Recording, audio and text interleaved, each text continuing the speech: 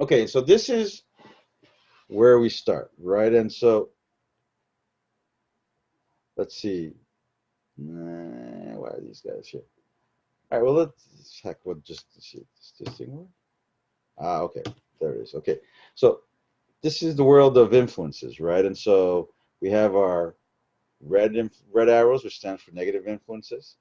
We have our yellow arrows, which stand for pressures. We have our purple arrows, which stand for positive influences. Green arrows will stand for investments. Your light blue arrows will stand for transformations, right? And then it's sequence of events, because where do you start, right? From here, it's hard to tell. But if, I'm going to do my first hit. Okay, so we start with our youth, right? And our youth uh, in working class neighborhoods are going to experience negative influences from things like drugs, easy money, violence, right? And those come with negative influences or from negative influences, right? Uh, which creates pressure on parents, right? Because their youth have all these temptations around them.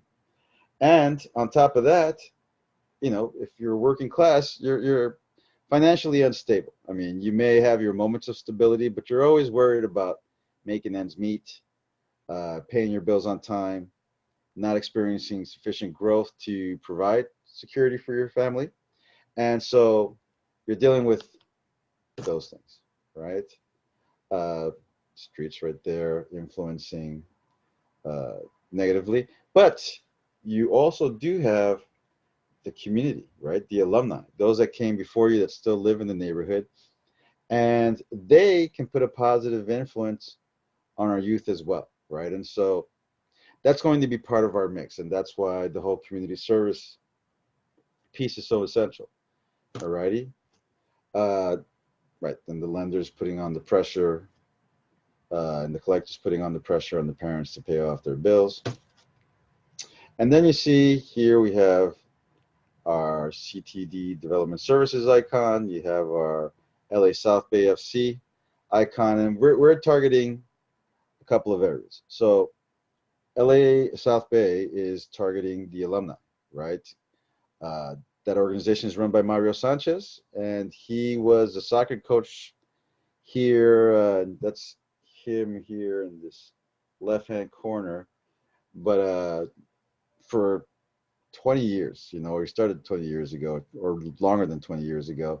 And that was one of his first teams. And, he got every player on that team into college.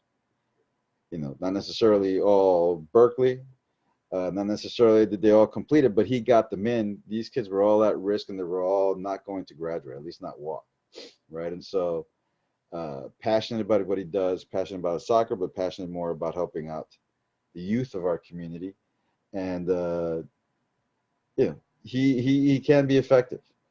Uh, where I'm starting to make my investment, and where I want to have a positive influence as CT Development Services is investing in the parents, right? Just like right now, I'm investing in these young adults who are also parents, in most cases, uh, because if I can help them do better for themselves, they're going to do better for their families, which are our youth, and it just carries over. And they can be the success stories that get other parents to trust this process because it's big, right? It's a big concept. It's long term, but it's thought out. Now, as we look here, right? If Mario and his organization is having a positive influence on his alumni, right? And he's reaching out to them, hey guys, we need your help. We need coaches. We know some of you guys have the time. Some of you guys like to do it. Some of you guys are already doing it. We want you to give us a shot with the Good Kids Great Communities Project. We're trying to build this intra-district league that will also compete with other districts, schools from other districts. But we need coaches. We need not just coaches, we need coach mentors, right? So just like Mario, took an interest not just in your soccer play, but also in your grades, your attendance, your behavior. Remember, you guys remember when, you know, you were acting out or you were acting a little foolish and we got you all together, and then you could play, and we won the championship, whatever it was, right? He's going to be reaching out to them because he wants these people, the alumni, to make an investment as well, right? To invest in the coaches, to invest in the scholar athletes, which is these guys over here, our youth, are going to go from just being guys that play ball to scholar athletes, because that's what we want. We want the kids to start looking at themselves as scholars, in addition to athletes, because that's where it's at.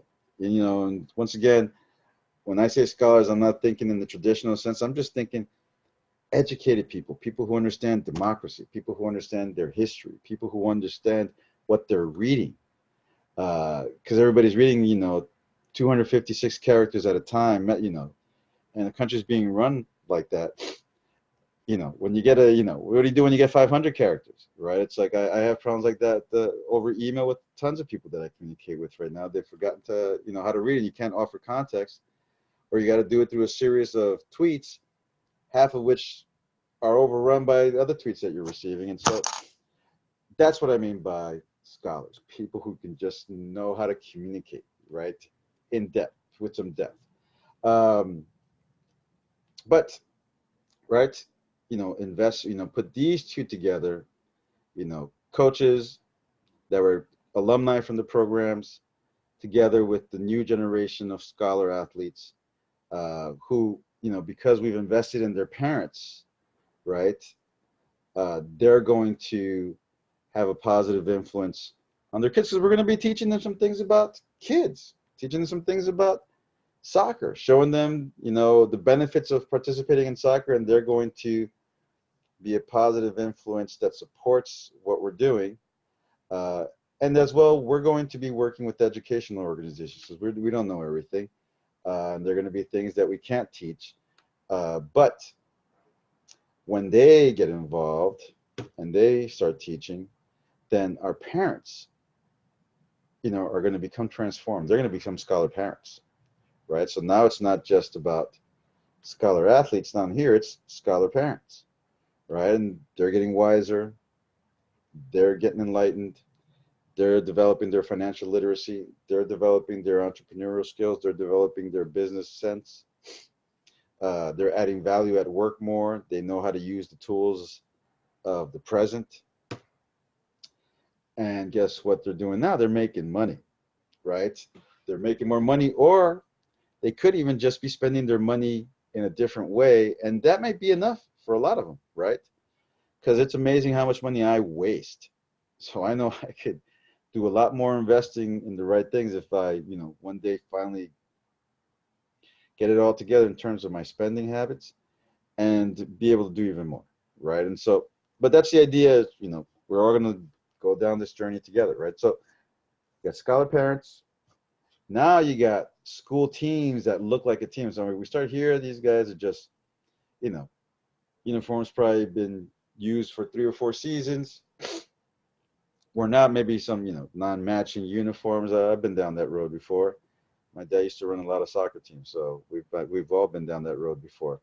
But these parents, scholar parents, are now investing in the teams, right? So that was a point I was trying to make earlier. So yes, we're asking for help right now. We're asking for support, but it's an investment. I want you to think of it as an investment, because we want the participants, those that are benefiting from their participation in these programs, to fund them themselves. They totally can. They can do it right now, a lot of them, right? But you can't just come up to somebody and say, hey, you can pay for this.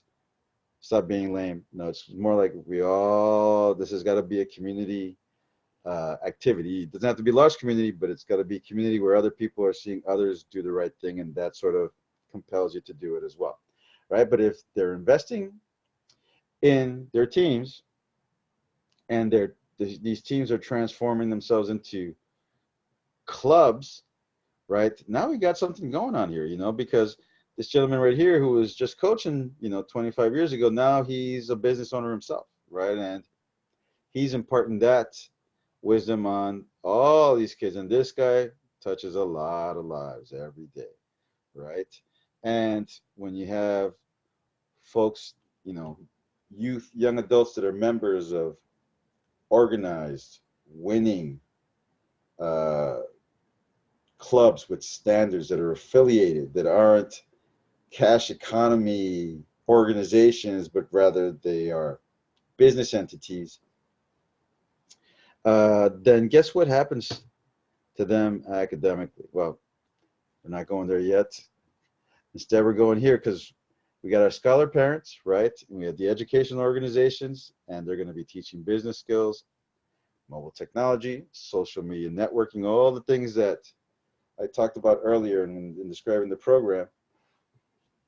And that's going to lead to, that's going to be a positive influence, which is going to lead to the scholar parents experiencing another transformation. Remember, they started as parents, then they became scholar parents. Now we transform them, or they transform at their own pace, but they transform into entrepreneurs and small businesses, right? And so that's what employs America, right? It's the small business sector, and so now they can afford to invest even more in these school teams and soccer clubs. And so let's see next. Yes, when you have our youth participating, in these kinds of organizations where it's very transparent that it's the community itself, right? That's elevated itself, that's moving towards, self-determination, I guess is the right word, investing in this, that sticks with you, right? And, the whole time the requirement is you want to be a part of this, you want to be a part of this.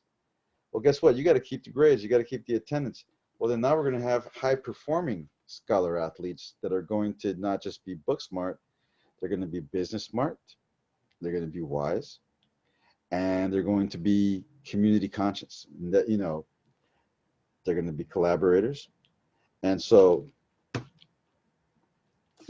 they're going to become, as high performing scholar athletes, the next generation of entrepreneurs and small businesses. Some of them will take the whole sports thing to the final limit and they become pros, where there will be networking and building other types of relationships that will benefit their community, right?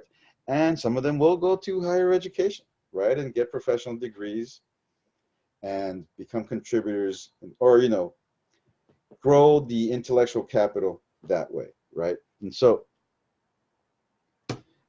as a next step, many of them, once they're done, working in their family's business or starting their own family business, and once they're done, playing professional soccer, or their career in professional soccer, or once they're graduated, from college and done going to work for a corporation, a lot of these are going to come together, right? That's when you have true power and influences, when you finally say, maybe as a soccer certifying organization, I have some influence, but maybe not too much, right? Uh, maybe, these are all nonprofits. They're partners with LA South Bay, right? These are folks that he's reached out to, organizations he's reached out to, like there's a supermarket, right? Salesforce.org, we both scored together. We were talking for a long time on equipping all of Inglewood unified with Salesforce.com, right, as their CRM and project management database. Hasn't fallen apart on our end. It's just Inglewood just got another new administrator in Inglewood Unified, and so we got to let the dust settle from that for the time being. But they said they were open to giving us any letter of support to prove that we're working together, and so that's the extent of our ability to and our credibility, I would say, right? But the idea here is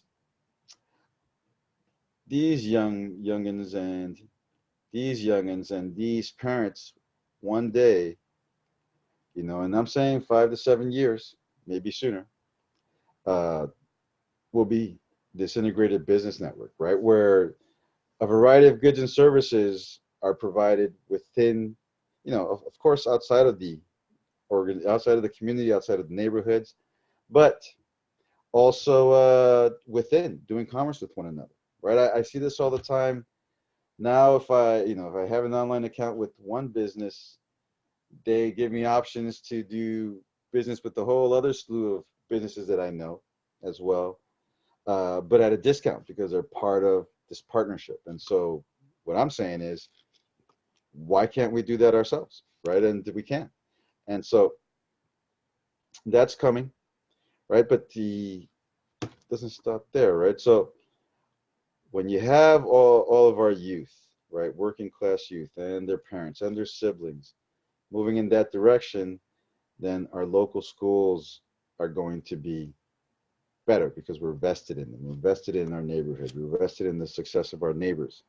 Uh, then we can talk about establishing local professional soccer teams in our backyard.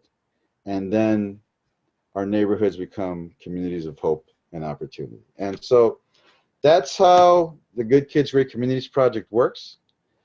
Embedded within this are going to be, the courses, the 9-step, what do we call it, personal development program, the business courses for using mobile technology and social media networking. So these are the kinds of things that we're working on already, just developing the product itself, the lesson plans, the curriculum.